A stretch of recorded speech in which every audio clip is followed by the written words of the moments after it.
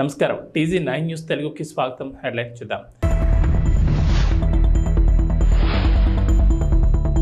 సూర్యాపేట జిల్లాలో అకాల వర్షం, తడిసిన ధాన్యం.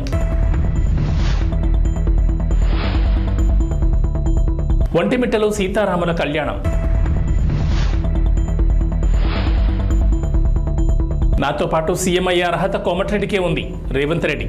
జనమే జనం, పోటెత్తిన అభిమాన ప్రవాహం, కిక్కిరిసిన రహదారులు, రోడ్లకు ఇరువైపులా జనం బారలు, మహిళల హారతులు, పూల వర్షాలతో కనీవిని ఎరుగని అఖండ స్వాగతం నడుమ ముఖ్యమంత్రి వైఎస్ జగన్మోహన్ రెడ్డి మేమంతా సిద్ధం బస్ యాత్ర విశాఖ నగరంలో 45 కిలోమీటర్ల మేర సాగింది. సంక్షేమ రథసారథి, పేదల పెన్నిది, తమకు మంచి చేసిన జననేతను స్వయంగా చూసేందుకు పెద్దల నుంచి పిల్లల దాకా ప్రతి ఒక్కరూ మండు టెండర్ను సైతం లెక్క చేయకుండా వెల్లువల తరలివచ్చారు. అభిమాన నేతను దగ్గర నుంచి చూడాలని, వీలైతే మాట్లాడాలని, ఒక ఫోటో తీసుకోవాలని ఉత్సాహం చూపించారు. తన కోసం వేచి చూస్తున్న అక్కా చెల్లెమ్మలను, అవ్వాతాతలను ముఖ్యమంత్రి జగన్మోహన్ రెడ్డి బస్సు దిగి ఆప్యాయంగా పలకరించారు. వారి కష్టాలు తెలుసుకుని నేనున్నానంటూ భరోసా కల్పించారు. సబ్బవరం మండలం చెన్నైపాలెం నుంచి ప్రారంభమైన బస్సు యాత్ర ఎండాడలో ముగిసింది.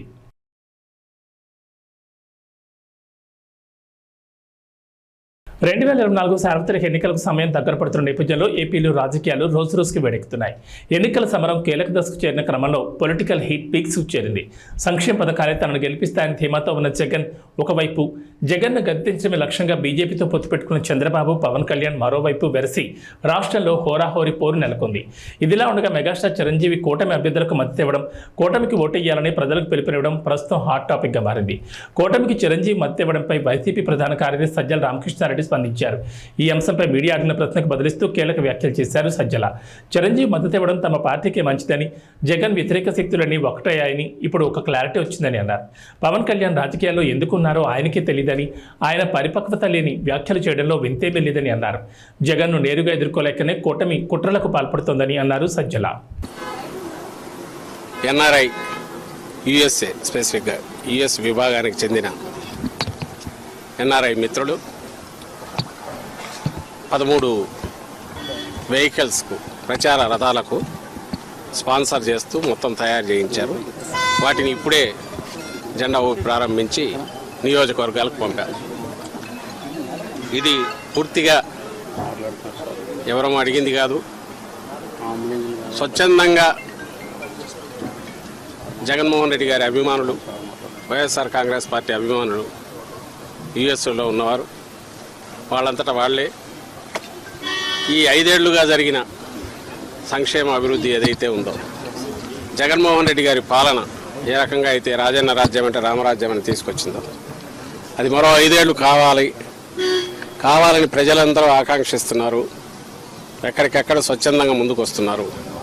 ఇందులో మా వంతు మేము కూడా పాల్గొనాలి అని వాళ్ళంతటా వాళ్ళు ముందుకొచ్చి మేము ఇలా పెట్టుకోవాలనుకుంటున్నాం, దానికి సంబంధించి ఏమైనా కోఆర్డినేట్ చేయమంటే మన చల్లామధు ఆయన టీం అందరూ కూడా దీంట్లో యాక్టివ్ క్రియాశీలకంగా వ్యవహరించి ఈ వెహికల్స్ అన్నిటికీ అవసరమైన బ్రాండింగ్ చేయించి, అలాగే ఎలక్షన్ కమిషన్ అనుమతులు అవన్నీ తీసుకొచ్చి ఈరోజు ఇక్కడ పెట్టారు. వాటిని ఇప్పుడే జెండా ఊపి ప్రారంభించాము.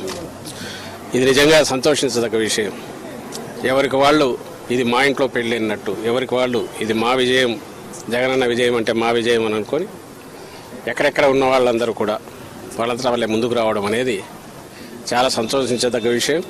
అండ్ ఎలా పార్టీ ఓ ప్రభంజనంలాగా వైఎస్ఆర్ కాంగ్రెస్ పార్టీ ఎలా విజయం సాధించబోతోంది, ప్రజల గుండెల్లో ఎట్లయితే స్థానం సంపాదించుకుందో, అలాగే విదేశాల్లో ఉన్న అభిమానులు కూడా మా అన్న వల్ల రాష్ట్రం బాగుపడుతుంది, మా జగనన్న వల్ల అని ఎంత గర్వంగా ఫీల్ అవుతున్నారు అన్నదంతా ఈరోజు వాళ్ళ ఈ క్రియాశీలకంగా ప్రోయాక్టివ్గా వాళ్ళు తీసుకున్న దీంట్లో రిఫ్లెక్ట్ అవుతుంది.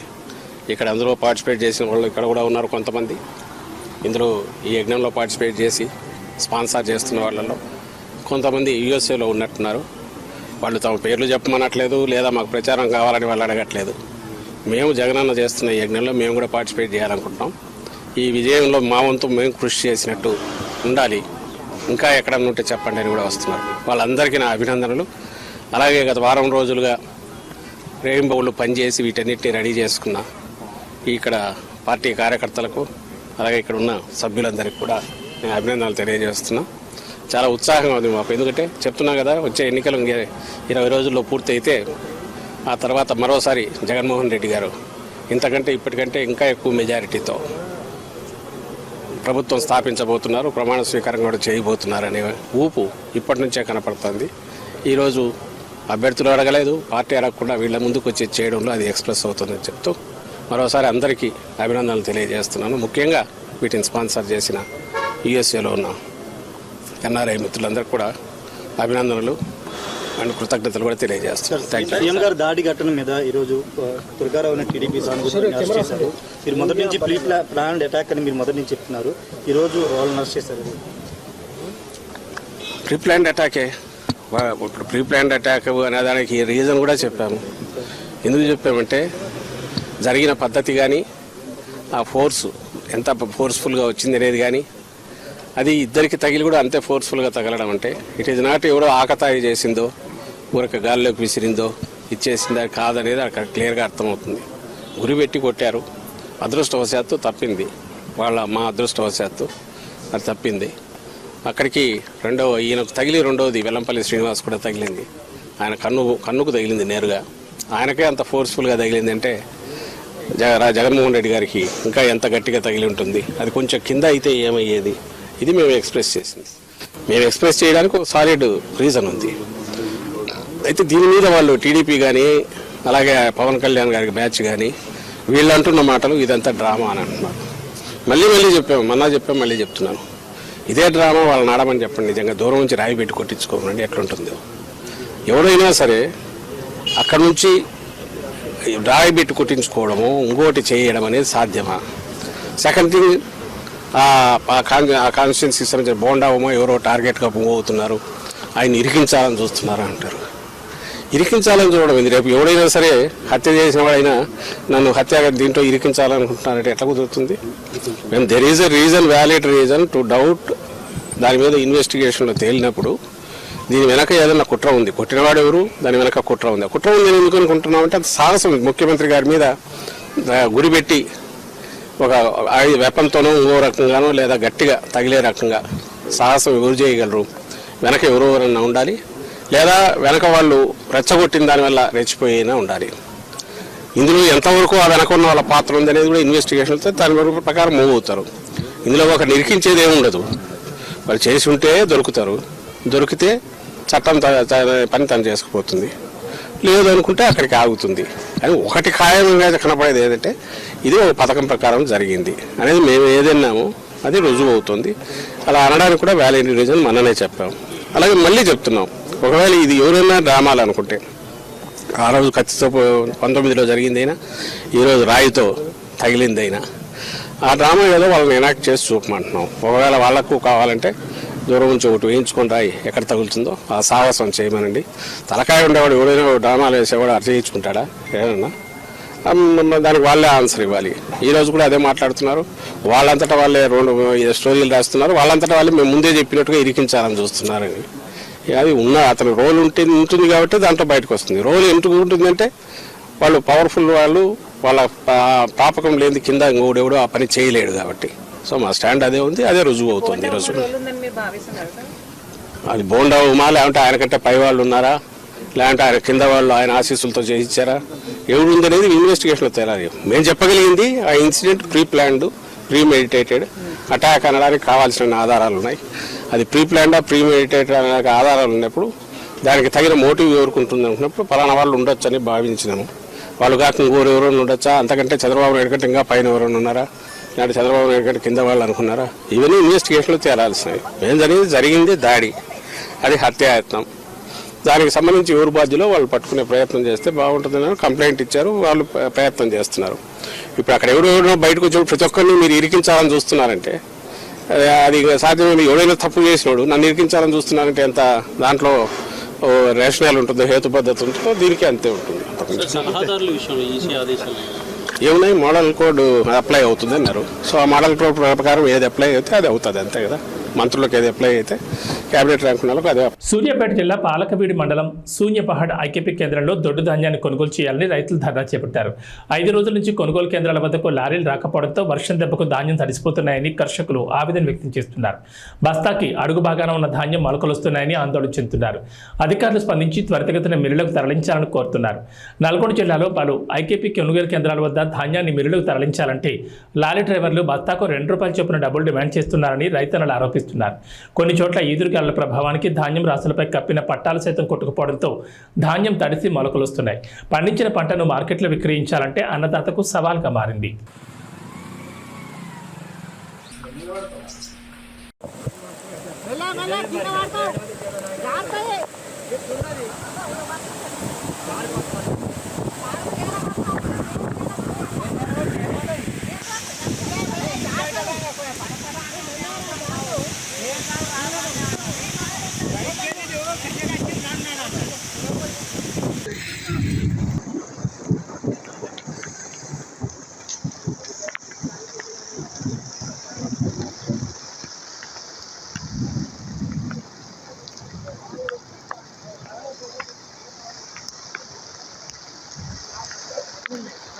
దాంట్లో ముందైతే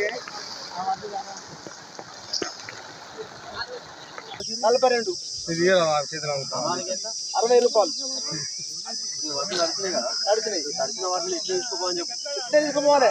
తీసుకోపోతేనే కరెక్ట్, లేకపోతే మేము మళ్ళీ మా ఎట్లా పట్ల పోయాలి. మాకు గవర్నమెంట్ ఎవరో తడపడి మేము కాబట్టి ఎవరు రాక బట్టలు నడిచి రైతులు మరి ఈ రోజు మొత్తం బత్తలాన్ని తడిచినాయి. దీన్ని అట్లనే అని చెప్పి వారు డిమాండ్ చేస్తా ఉన్నారు. రైతులు కూడా మరి దాన్ని మళ్ళీ తీసి మళ్ళీ పోయాలంటే చాలా ఇబ్బంది అవుతుంది రైతులకు. ఇప్పుడు నైట్ వచ్చిందంటే బండి వచ్చిందంటే బండి లేచిపోవు.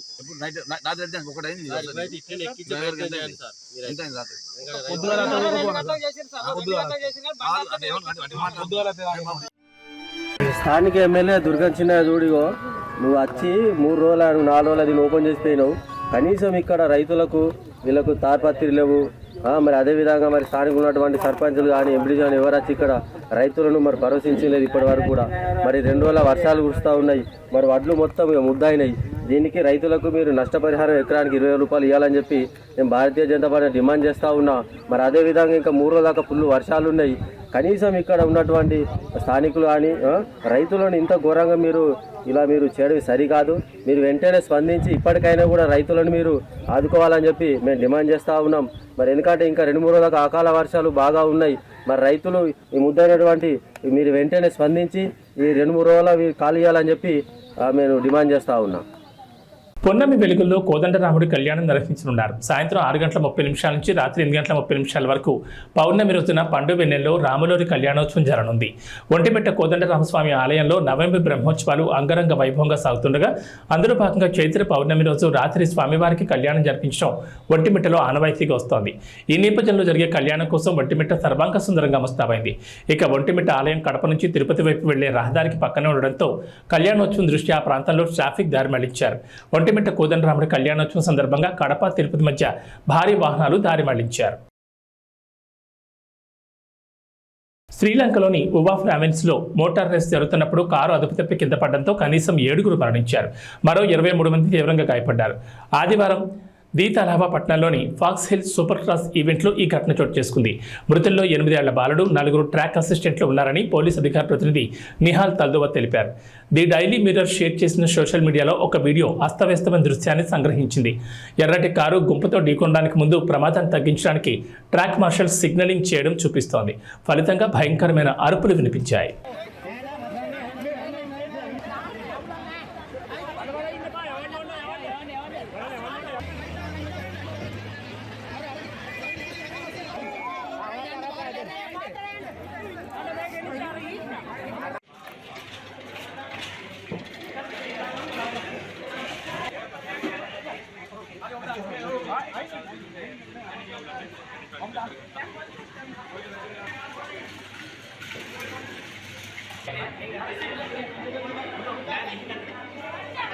కేరళలో మరోసారి బర్డ్ ఫ్లూ కేసులు నమోదు కావడం కలకలం రేపుతోంది. కేరళలోని అల్లాపుర జిల్లాలో బర్డ్ ఫ్లూ వ్యాప్తి చెందినట్లు అధికారులు గుర్తించారు.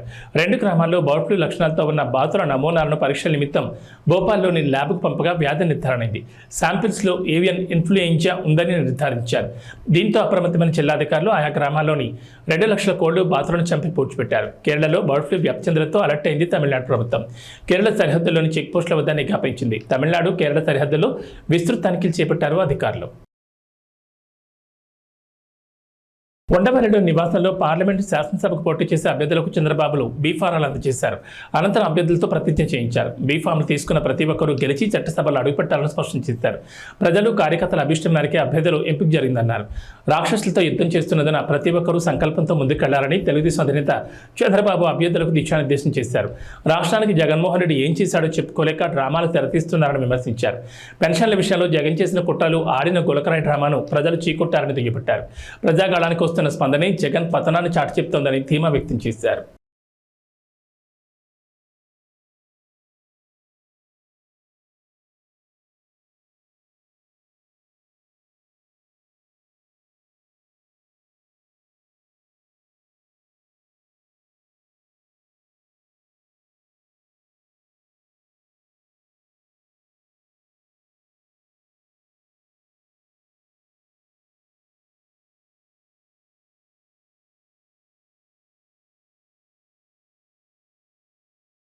ప్రపంచం తలకిందులైన రుణమాఫీని ఆపబోమని, ఆగస్టు 15 లోపు రైతులకు రుణమాఫీ చేసి తీరుతామని ముఖ్యమంత్రి రేవంత్ రెడ్డి హామీ ఇచ్చారు.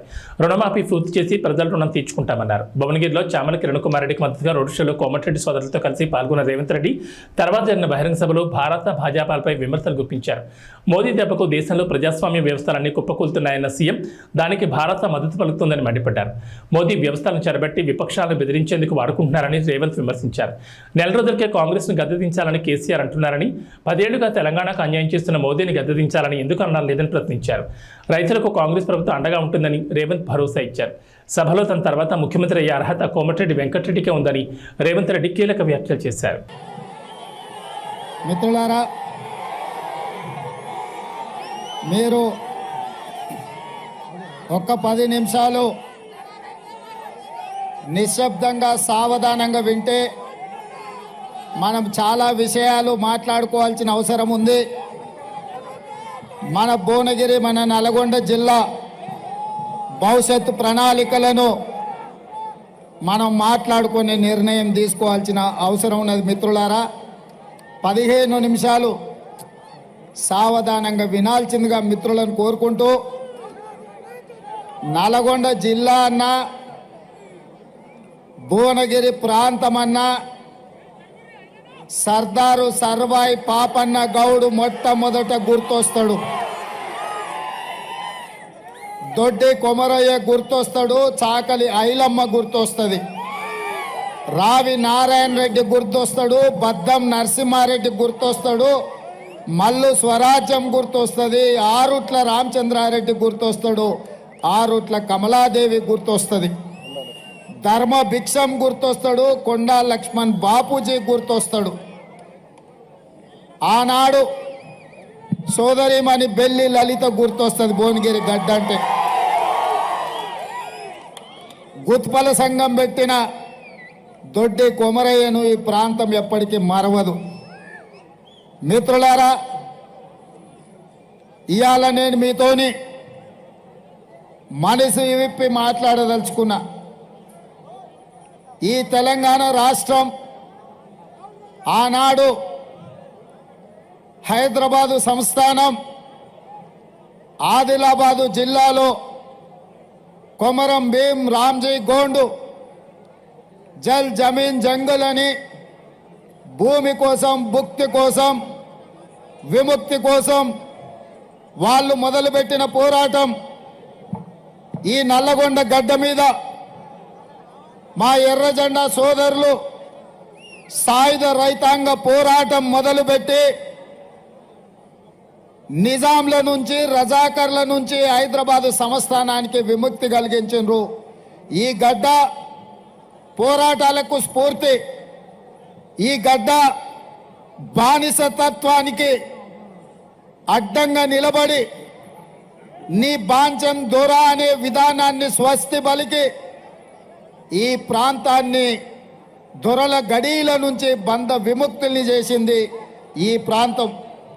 మరి ఇవాళ కుంభం అనిల్ రెడ్డి అధ్యక్షతన చామల కిరణ్ రెడ్డి పార్లమెంట్ నామినేషన్కి నాతో పాటు పెద్దలు కోమటిరెడ్డి వెంకటరెడ్డి గారు, కోమటిరెడ్డి రాజగోపాల్ రెడ్డి గారు, వేముల వీరేశం గారు, మందుల సామెల్ గారు, సోదరుడు మల్రెడ్డి రంగారెడ్డి గారు, కొమ్మూరు ప్రతాప్ రెడ్డి గారు, అదేవిధంగా జిల్లా పార్టీ అధ్యక్షులు, మండల పార్టీ అధ్యక్షులు, గ్రామ శాఖ అధ్యక్షులు, కాంగ్రెస్ పార్టీ కార్యకర్తలతో పాటు పెద్దలు, సిపిఐ నాయకులు మల్లా పల్లా వెంకటరెడ్డి గారు, అదేవిధంగా చెప్తాను జర్రాగు, మీ అందరినీ ఉదయం నుంచి ఉత్సాహపరిచి మీలో ఒకటిగా ఉన్న బీర్ల ఐలయ్య గారు, కుంభం అనిల్ రెడ్డి గారు ఇంత పెద్ద కార్యక్రమాన్ని ఏర్పాటు చేసి భువనగిరి కోట కాంగ్రెస్ కంచుకోట నిరూపించినందుకు మీకందరికీ మనస్ఫూర్తిగా అభినందనలు మిత్రులారా. మిత్రులారా, ఇవాళ మీరు ఆలోచన చేయండి, పోటీలో నిలబడ్డ అభ్యర్థులు ఎవరు, వాళ్ళ గుణగణాలేంది, వాళ్ళు గతంలో ఎక్కడుండిరి, ఎట్లుండిరి, ఎన్నికల్లో గెలిస్తే వాళ్ళు చేసింది ఏంది ఒక్కసారి ఆలోచన చేయండి. 2009లో ఎట్లయితే ఆనాడు యువకుడుగా మీ అభిమాన నాయకుడిగా ఎదిగి 2009లో భువనగిరి పార్లమెంటు నుంచి మిత్రుడు రాజగోపాల్ రెడ్డి గారిని మీరు గెలిపిస్తే, మీ ఆశీర్వాదం తీసుకొని మీరు అండగా నిలబడితే ఢిల్లీ దద్దరిల్లేలా తెలంగాణ నినాదాన్ని వినిపించి పార్లమెంటును స్తంభింపజేసి సహచర పార్లమెంటు సభ్యులందరినీ కూడా తీసుకొని 2014లో తెలంగాణ రాష్ట్రాన్ని సాధించుకొని మీ గడ్డ మీద కాలు పెట్టిండు మీ బిడ్డ కోమటిరెడ్డి రాజగోపాల్ రెడ్డి. అఫిడవిట్లో పేర్కొన్న అప్పులపై షర్మిల ఆసక్తికర వ్యాఖ్యలు చేశారు. జగన్ తనకు 82 కోట్లు అప్పిచ్చారని అఫిడవిట్లో చూపించారని, తనకు రావాల్సిన వాటాను అప్పిచ్చినట్లు చూపించడం దారుణమన్నారు. ఆస్తిలో వాటా పొందేందుకు ఆడబిడ్డకు హక్కు ఉంటుందని, కొందరు చెల్లెలకు కొత్తరు ఇచ్చి అది కూడా అప్పిచ్చినట్లు చూపిస్తారని విమర్శించారు. న్యాయ రాజధాని పేరుతో కర్నూలు ప్రజలను వంచారని ఏపీ పిసిసి అధ్యక్షురాలు వైఎస్ షర్మిల ఆగ్రహం వ్యక్తం చేశారు. న్యాయయాత్ర పర్యటనలో భాగంగా కర్నూలులో పర్యటించిన ఆమె కర్నూలును స్మార్ట్ సిటీ చేస్తామని చెప్పి కనీసం మంచినీళ్ళు కూడా ఇవ్వలేదని దుయ్యబట్టారు. వైకాపా 5 ఏళ్ల పాలనలో ఒక్క ప్రాజెక్టు సైతం పూర్తి చేయలేదని మండిపడ్డారు. గుండ్రేవల ప్రాజెక్టు పూర్తయింటే కర్నూలు వాసులకు నీళ్లు వచ్చేవని షర్మిల అన్నారు.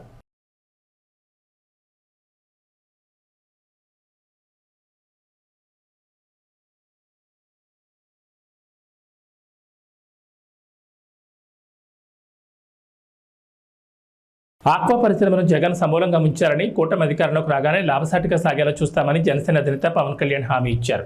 కేంద్రం సహకారం లేకపోతే రాష్ట్రాభివృద్ధి అసాధ్యమన్నారు. వైకాపా నేతలకు డబ్బులు ఎక్కువైపోయి అహంకారంతో మాట్లాడుతున్నారని మండిపడ్డారు. చిరంజీవి కూటమి నేతలకు మద్దతు ప్రకటించగానే సజ్జల రామకృష్ణారెడ్డి ఎంతమంది కలిసినా లెక్కలేదంటున్నారని మండిపడ్డారు. పశ్చిమ గోదావరి జిల్లా నరసాపురంలో వారాహ విజయబేరి బహిరంగ సభలో పవన్ పాల్గొన్నారు. నదులు అనుసంధానం చేసి ఆంధ్రప్రదేశ్లో వలసలు పస్తులు లేకుండా చేయడమే ఎన్డీఏ కూటమి లక్ష్యమని పవన్ కళ్యాణ్ స్పష్టం చేశారు. కేంద్ర మద్దతు లేకుండా ఏపీ అభివృద్ధి సాధ్యం కాదన్నారు. ప్రజల భవిష్యత్తు కోసమే కూటమి నిలబడిందని గుర్తు చేశారు.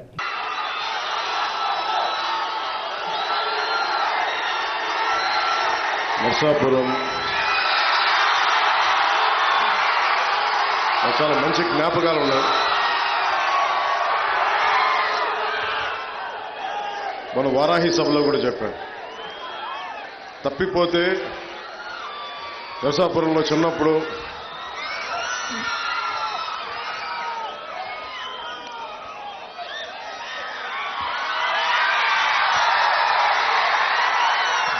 ఒంగోలు నుంచి మొగల్తూరు వెళ్ళడానికి ఇక్కడ బస్ స్టాండ్లో అయితే తప్పిపోయా.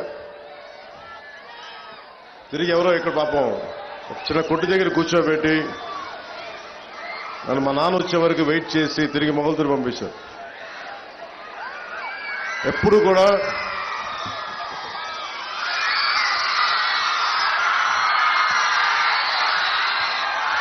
నాకు నర్సపూరు మొగల్తూరు చాలా తీపి జ్ఞాపకాలు.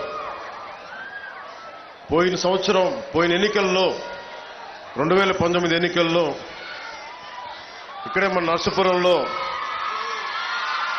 ఆరోగ్యం బాగలేక పడిపోయినా వచ్చి ఆ రోజు మాట్లాడి మీతో మనస్ఫూర్తిగా మీతో పంచుకున్నందుకు నాయకర్ గారికి చాలా తక్కువ ఓట్లతో ఓడిపోయారు ఆయన.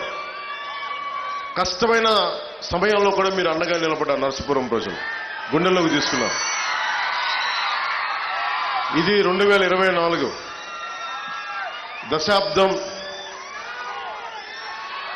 దశాబ్దం కష్టాల మధ్య పెరిగింది పార్టీ, జనసేన పార్టీ.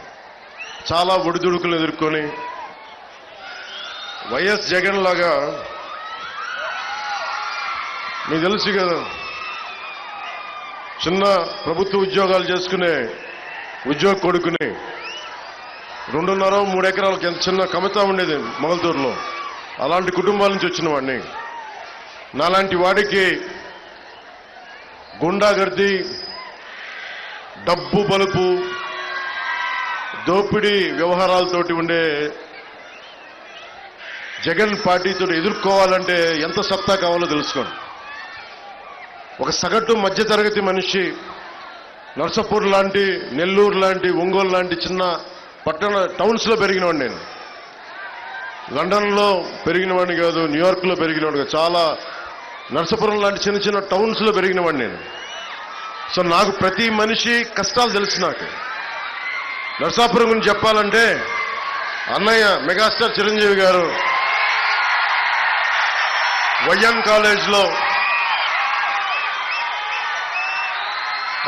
ఆయన ఎన్సీసీ క్యాడెట్గా ఉన్నప్పుడు ఆయన రోయింగ్ బోర్డ్ క్యాప్టెన్, ఆయన ఎన్సీసీ క్యాప్టెన్, ఆయన ఎన్సీసీ క్యాడెట్స్ కాలేజ్ క్యాప్టెన్. ఆయన నరసాపురంలో బోట్లు నడిపిన ఫోటోలు, ఇందిరాగాంధీ గారి ముందు నేవల్ ఎన్సీసీ పెరేడ్ అప్పుడు ఆయన ఆంధ్రప్రదేశ్ని ఆ రోజున రిప్రజెంట్ చేశారు, ఎన్సీసీ క్యాడెట్స్ గ్రూప్ని ఆ రోజున. ఆ జ్ఞాపకాలు నాకు నరసాపురం అంటే. అలాంటి నరసాపురంకి నటుడుగానే కాకుండా ఒక రాజకీయ నేపథ్యంలో పార్టీ పెట్టి నేను ఈ రోజున మిమ్మల్ని ఓట్లాడు మీకు మా నాయకుడు నాయకర్ గారిని గెలిపించమని గాజు గ్లాస్ గుర్తు మీద అడుగుతున్నానంటే అది నిజంగా దైవ సంకల్పం. నాకు సగటు మనిషిని నేను. అలాంటి నేను మీ అందరి ఆశీస్సులతోటి ఒక దశాబ్దంగా దెబ్బలు తింటా ఉన్నాను. ఓడిపోయాను 2 చోట్ల. కానీ నిలబడ్డానంటే చెక్కు చెదరని మీ అభిమానం, చెక్కు చెదరని మీ ప్రేమ,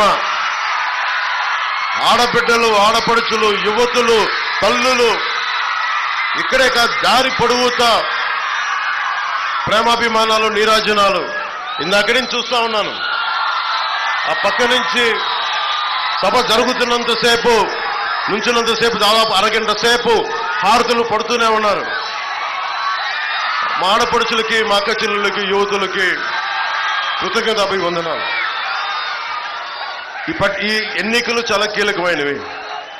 మీరు ఊహించుకుంటే 2019లో వచ్చాం. ఈరోజు కాలం గిర్రం తిరిగిపోయింది. మీ భవిష్యత్తు కావాలి. మీ భవిష్యత్తు కోసం నిలబడి ఉన్నాం. మీ బంగారు భవిష్యత్తు కోసం.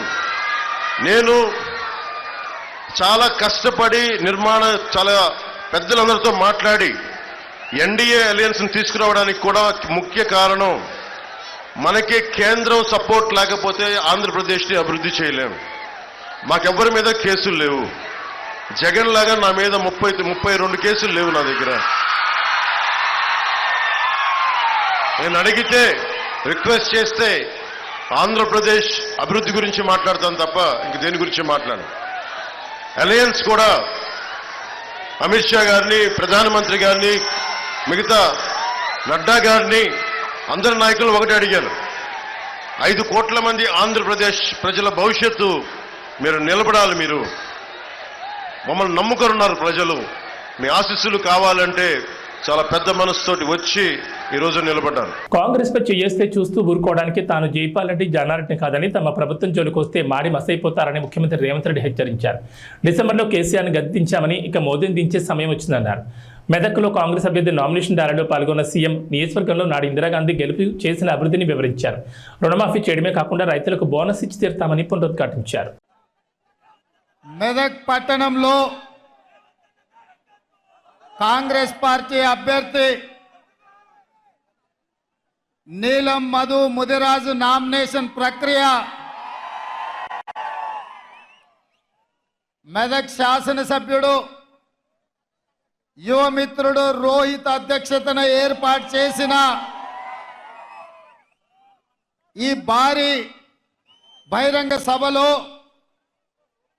ముఖ్య అతిథులుగా పెద్దలు మా అన్న దామోదర్ రాజ నరసింహ గారు, మా సోదరిమణి కొండ సురేఖ గారు, మా మిత్రుడు పొంగులేటి శ్రీనివాసరెడ్డి గారు, మీ అందరి అభిమాన నాయకుడు జగ్గారెడ్డి గారు, మా మిత్రుడు నాకు అత్యంత సన్నిహితుడు మైనంపల్లి హనుమంతరావు గారు, దుబ్బాక నుంచి చెరుకు శ్రీనివాసరెడ్డి గారు. అవి బులెటిన్ విశేషాలు. నమస్కారం.